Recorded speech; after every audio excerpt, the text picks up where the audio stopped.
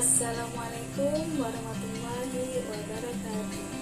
Halo anak-anak, bagaimana kabar kalian hari ini? Semoga semua dalam keadaan sehat ya.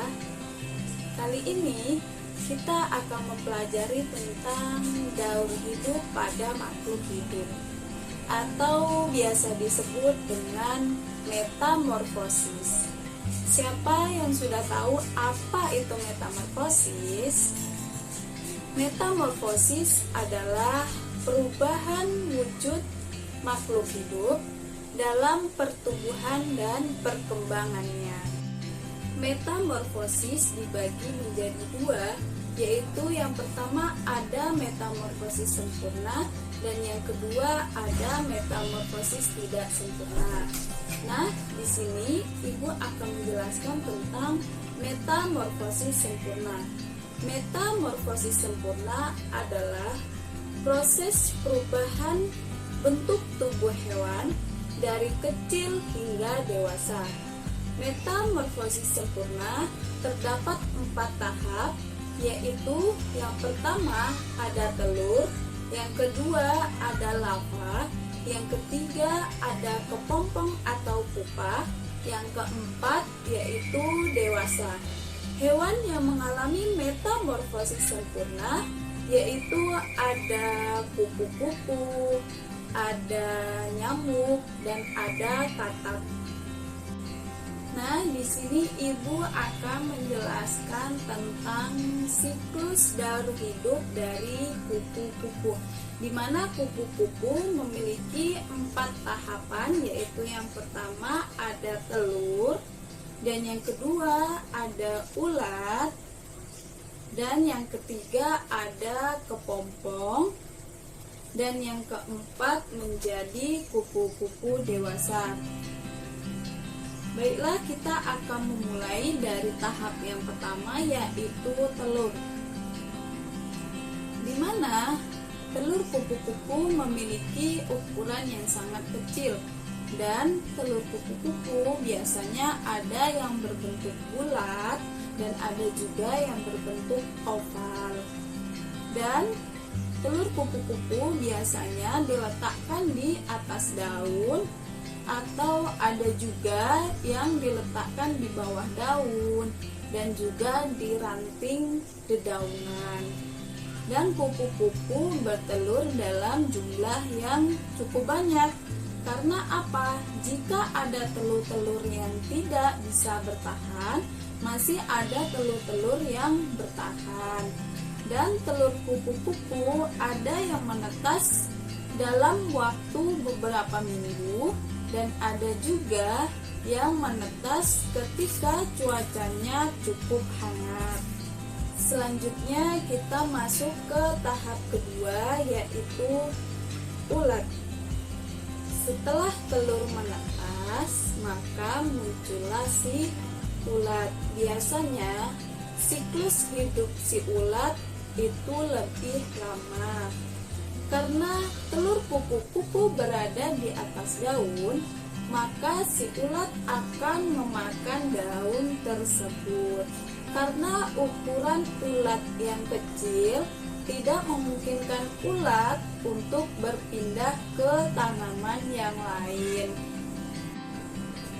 Akan tetapi, semakin ulat banyak makan, maka badannya akan semakin besar.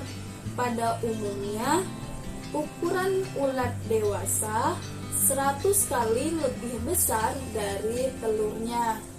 Dan ulat harus terus makan agar mereka tumbuh dengan cepat. Selanjutnya kita masuk ke tahap ketiga, yaitu kepompong atau pupa. Setelah pertumbuhan ulat selesai, maka akan membentuk menjadi kepompong. Kepompong biasanya terletak di bawah ranting pohon antara dedaunan. Dari luar terlihat si ulat seperti sedang beristirahat, Tetapi sebenarnya di dalam kepompong ini terjadi proses pembentukan kaki, terus sayap dan mata pada kupu-kupu. Pada fase ini biasanya terjadi beberapa minggu, sebulan, bahkan ada yang 2 tahun, tergantung dengan spesies kupu-kupunya. Selanjutnya kita masuk ke tahap keempat, yaitu kupu-kupu dewasa. Setelah si ulat selesai berumah di kepompong, maka akan muncullah si kupu-kupu dewasa. Kupu-kupu setelah keluar dari kepompong, dia tidak akan langsung terbang. Dia akan menunggu 3-4 jam baru dia terbang. Kemudian kupu-kupu akan pergi dan mencari pasangannya untuk berkembang biak. Dan setelah berkembang biak, maka akan dimulailah dari fase yang pertama tadi, yaitu ada telur, kemudian ulat, dan kemudian menjadi kepompong dan menjadilah kupu-kupu dewasa. Nah, selanjutnya setelah kita belajar tentang metamorfosis sempurna, sekarang kita akan belajar tentang metamorfosis tidak sempurna. Metamorfosis tidak sempurna adalah proses perubahan bentuk tubuh hewan yang tidak melalui tahapan kepompong atau pupa, dan bentuknya saat lahir tidak jauh beda dengan serangga dewasa. Metamorfosis tidak sempurna terdapat 3 tahapan, yaitu yang pertama ada telur, yang kedua ada nimfa, yang ketiga ada serangga dewasa. Hewan yang mengalami metamorfosis tidak sempurna yaitu ada jangkrik, ada belalang, ada capung, dan juga ada kecoa. Ibu akan menjelaskan tentang daur siklus dari belalang, di mana siklus hidup belalang dimulai dari telur, nimfa, dan belalang dewasa. Kita mulai dari tahap pertama, yaitu telur. Telur belalang biasanya diletakkan di bawah tanah sekitar 3-4 cm dari permukaan tanah. Kenapa telur belalang diletakkan di bawah tanah? Karena agar tidak terjadi kerusakan pada telur belalang ketika cuaca dingin pada musim dingin. Biasanya belalang betina akan bertelur sekitar 100-300 butir telur.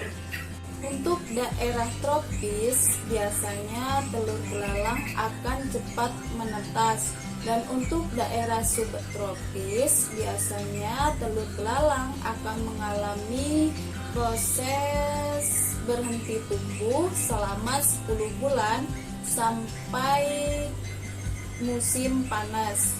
Dan setelah telur menetas akan menjadi nimfa atau belalang kecil.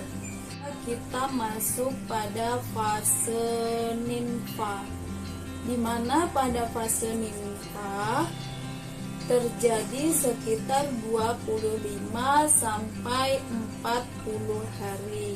Pada fase nimfa, biasanya belalang akan memakan dedaunan muda dan berganti kulit selama 4 sampai 6 kali, tergantung kelembapan serta suhu lingkungan dan jenis belalangnya. Selanjutnya kita masuk ke tahap terakhir, yaitu belalang dewasa. ketika memasuki 30 sampai 40 hari, nimfa akan memiliki sayap kecil dan masuk ke tahap berikutnya, yaitu belalang dewasa. Ketika berada di fase belalang dewasa akan memiliki sayap yang lengkap, kuat, dan siap untuk terbang. Nah, itulah tadi penjelasan tentang metamorfosis sempurna dan metamorfosis tidak sempurna, di mana metamorfosis sempurna mengalami 4 tahap, yaitu yang pertama ada telur, yang kedua ada larva, yang ketiga ada pupa atau kepompong, dan yang keempat ada dewasa.